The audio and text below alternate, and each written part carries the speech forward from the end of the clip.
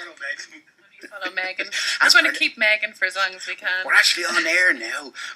No, it's okay. As usual, we're engaging in a sort of a little pre-broadcast chat here while people are writing down their notes. That's quite all right. This is the run of the country we're going to speak about. It's a charity motorcycle run. It's now in its 7th year, and it's a motorcycle run with a difference because the destination is only made known to the riders at the final checkpoint, which I'm sure can conjure up a little bit of confusion. But the journey itself covers over 200 miles, and for the 2nd year, it's going to benefit the Order of Malta. Now, event organiser Michael McCormick and Claire Byrne, Service Director with the Drogheda branch of the Order of Malta, or actually Malta Services, I think are more commonly known now as, yes, both in the studio here as you just heard. Claire, if I can come to you first, would you describe for the listener what the Order of Malta does? Okay, well, the Malta Services Drogheda has been in the town for well over 40 years now, almost 50 years in fact, and we provide supports and services to adults who have an intellectual disability, and I suppose our focus is really around supporting people within community inclusion initiatives.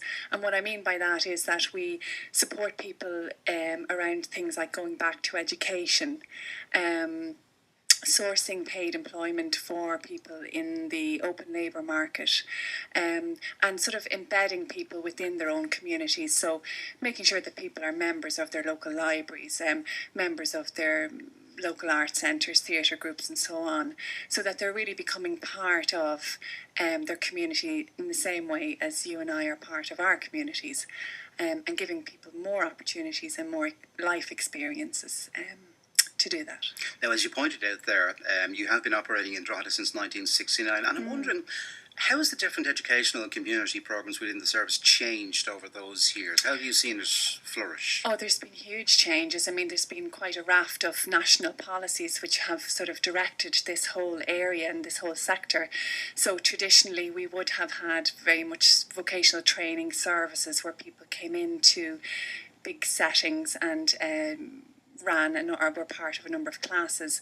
We've moved away from that now under a new directive. So we're talking about supported living. We're talking about meaningful lives. So rather than people coming in to fit into programs, we're now trying to fit our services around what it is that people want in their lives, which again, perhaps they've never had an opportunity to further or to experience. Now, Michael, I want to come to you because up until, I suppose, last year or the year before, the run of the country had benefited St. Ita's Special School, and for the 2nd year now, this year, you're going to stick with the Order of Malta or Malta Services.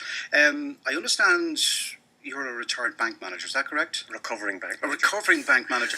Yes, well, we're all recovering, aren't we? But the reason I mentioned that is, I mean, obviously you need a good skill set in terms of organising things. So you must be really good at organising things. What has to go into organising the run of the country? Because it's a big event. Fortunately, I was a project manager in the bank. That helped quite a bit with my organisation skills. So, most important thing is getting good sponsors behind you, and we have good sponsors with Height for Hire, Kennedy Motorcycles and Chutes Butchers in town. They provide the fundamental that the whole thing is built on. Once you get the sponsors behind you, you can then start recruiting the bikers. When the bikers get on board, then I do the routes, I organise the hotel, I organise the accommodation, and I organise all the logistics behind it. But it's based on sponsors. No sponsorship, it won't work. So to the 3 sponsors, Height for Hire, Kennedy Motorcycles and Chutes Butchers, we depend on you guys. Now, you need quite a lot of motorcyclists. Now, I understand it could be upwards of 50 or maybe 60. No, I can manage 50. Right. 50 is my maximum, and I'm sitting at around over 40 at the moment. I need a couple of more motorcyclists there to come on board, so anybody out there who feels that they have a free weekend on the 30th of September, get along here. It's costs €250 to play, of which you get a free bed and breakfast and dinner in a hotel away, and you get the best motorcycle run in this country. So it's €1 a mile, €1 a kilometre, whatever. €1 a mile, yeah. 250 miles is about 7 hours on a motorcycle, so you'll have a sore bum after this thing. I'm telling you, it's a lot of biking. A flat bum as well. What other... Actually, no, I'm not going to ask you because I've already stated that because it was St. Ita's Special School up until, I think, 2015, which was benefiting from this. I'm curious to know, though, why a mystery destination? It's not until you get to the final checkpoint then you find it, that's where we're going. Why the mystery element? It just adds a bit of I don't know what, class to the whole thing. Fellas arrive up in the morning, they're packed up, they do not know where they're going. So, and they head out to, and all the checkpoints are 50 miles apart, so you could be heading north. And there'll be some ladies as well, I'd imagine. We have a number of lady motorcyclists who go along, and lady pillions as well. So it's great, you know. Okay.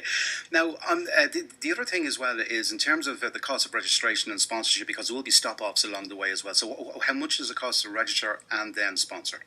Well, the registration fee is €65. That covers your hotel, bed and breakfast. And then afterwards, we encourage people to get at least €185. There are some people out there who get over €2,000 because they have good influence and they get people. And there's other guys who manage just to scrape it by getting their 250 by scrounging from their friends in little boxes and saving up the change from their pockets at the end of the night. But they all get across the line, and we get money for services for people with intellectual disabilities. And what I like to say, you become a hero for intellectual disabilities for just one day. And where do you actually set off from? I mean, obviously you know where the final checkpoint is going to be, but after that then you're a little bit sort of in the dark. So what's the route like up until you get to the final checkpoint? So the first checkpoint, you start off in Malta Services and you cross the bridge and you head out to Dunor. That's all I'm going to tell you. After that, it can go to, say, Galway. You'd know he worked in the bank, wouldn't you? you? You can go to Galway, you can go to County Down, it'll go anywhere after that. Generally, it started off, it covered the border counties over to Sligo and back, but that doesn't guarantee it'll do that this year. You've gone through the likes of Cavan and Ballybor in recent times, haven't you? We've gone through 7 different locations. We've got Ballybor, Virginia, Cavan, and Port We stopped in Arklow one year, so it'll go anywhere. Okay. Now, with the time remaining, Claire, I just want to very quickly ask you if you could briefly, please, just express the importance of events such as this, because I know you rely quite a lot on public donations. Well, I have to say, when Michael approached us last year, I wasn't quite sure what to expect. But I have to say that the whole experience was quite humbling, is a word I would use. Michael said there that the bikers came into our yard for their start-off point. So you have, 40, 50 bikers coming in to raise money for the services that you provide. We didn't know who half these guys were, We cooked up a breakfast to get them on their way, which was great atmosphere and great excitement around that. But the impact of the money that was raised was quite considerable. So what we did was there was over €7,000 raised last year for us, and all of that money was allocated to the people who use our service. So we sat down with everyone and we said, okay, what would you like to do with this money and how can we support you to achieve that? So some people put the money towards college fees. People wanted to do evening courses, so they were able to pay for those. A number of people wanted to do different social activities, so a few lads headed off to the Aviva Stadium to watch different matches. Others went to Croakers and the whole lot. And then, of course, there's a gang of girls headed off for a weekend away to a hotel. So things that people did, again, which perhaps you and I would take for granted, were colossal to a lot of the people who never had the money to do things like that, to have experiences like that. People never have ever set foot in Aviva or ever gone to a hotel, and it has been just joyous to sit back for the last year and see that sort of roll out and see how it's impacted on the people that we support. And there, I'm going to stop you. We've reached our final checkpoint, so to speak. Okay. Michael, thank you for being a good sport. Also, you, Claire, as well.